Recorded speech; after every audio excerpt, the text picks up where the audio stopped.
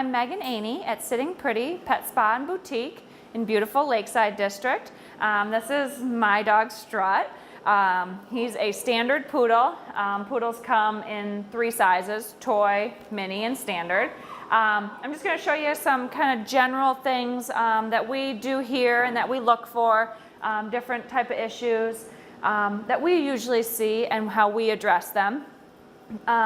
Strut is, it is winter, it's February, and yet, you know, I keep him in a short clip. I find it to be the easiest to take care of. He tends to chew spots on him, and so it keeps bald spots from occurring. When he gets too long, he tends to chew areas, and so that is always something we talk to customers about too. If you find that your dog is chewing once he gets really long, keep him short. It, you know, definitely shortness is good year round, honestly. He's never cold outside, and actually this is probably a month into his growth. He's never cold, and so I keep him short for those reasons. The other thing that I do though, even though I keep him short and don't have to give him haircuts all the time, I do focus on his nails a lot, and that's something where dogs, you don't necessarily have to come in every month to get your dog a bath and a total haircut, but definitely toenails are something that I would recommend coming in once a month for. Some dogs can go a little longer. Strut's nails actually are, because I do them once a month, they're not in too bad a shape, but I'll show you how I do his. I use a Dremel tool on his. It works really great on most pets. Will let you, sometimes it takes them a little bit to get used to it. We do have nail trimmers as well, and that's the more typical. You trim a dog's toenails. Strut though, I grind his. He's used to it, and so it goes really, really well.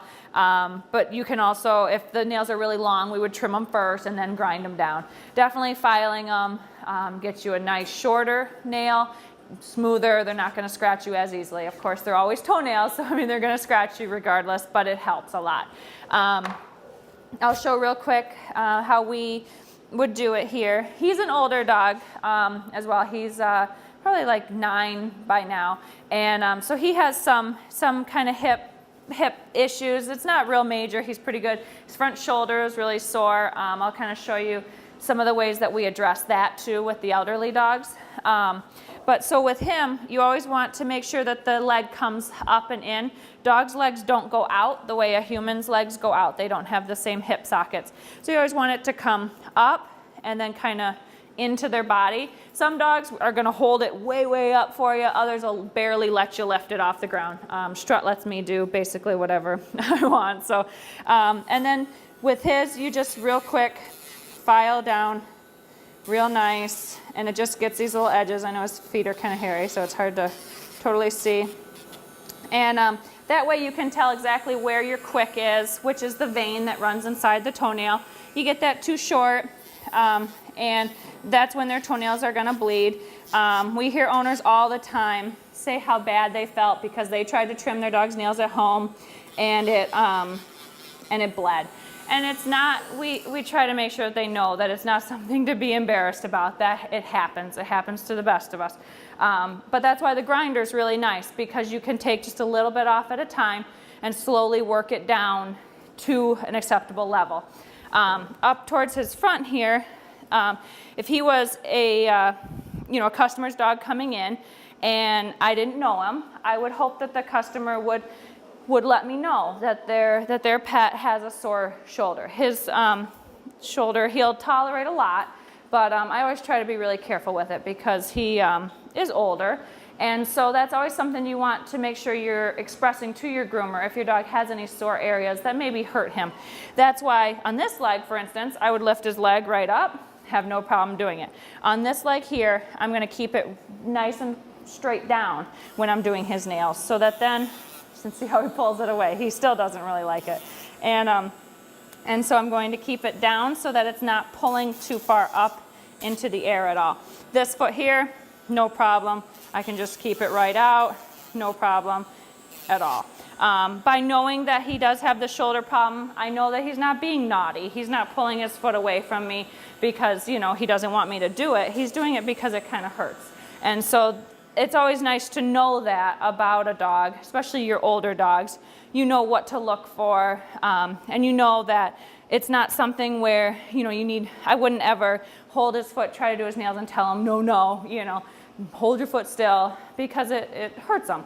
And so that's always something as a groomer that you want to always keep in mind, that elderly dogs do have some sore spots that that they're not trying to be naughty to you. They're just trying to be happy, you know. So the next thing that we look at for most dogs, and this goes for general all sorts of breeds, your labs, your Goldens even, but obviously your dogs that grow hair, so your poodles, your Shih Tzus, your Malteses, is the pads of their feet.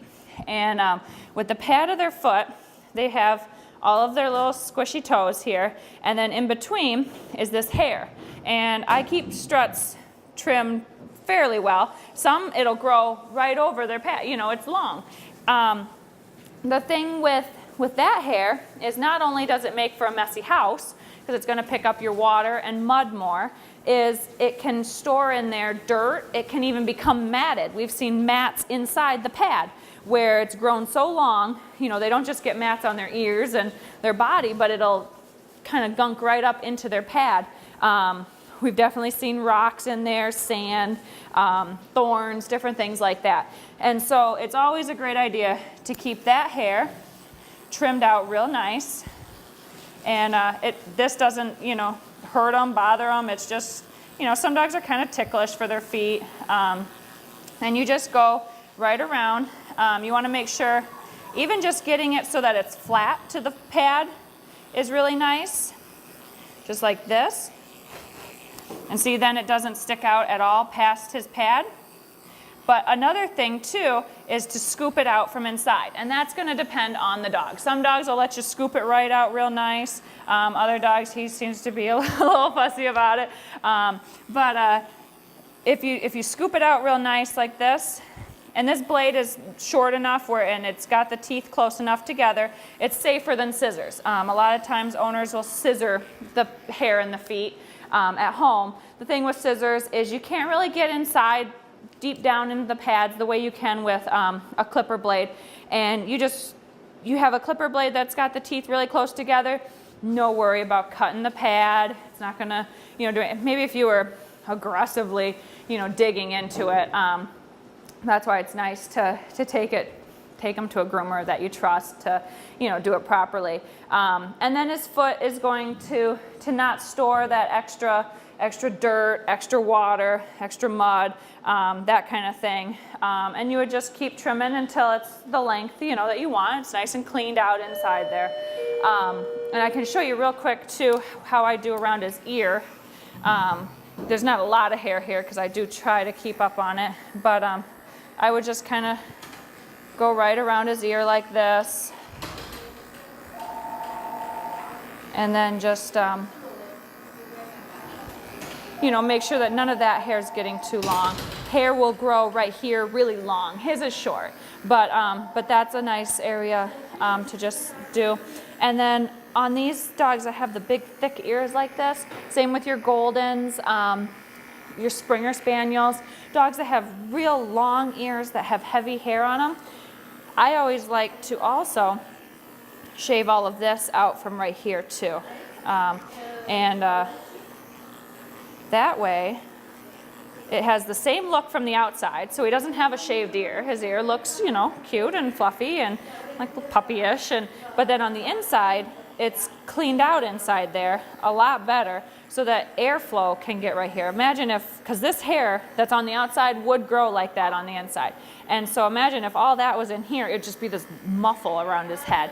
And so it's really nice to get it nice and shaved clean for that area there.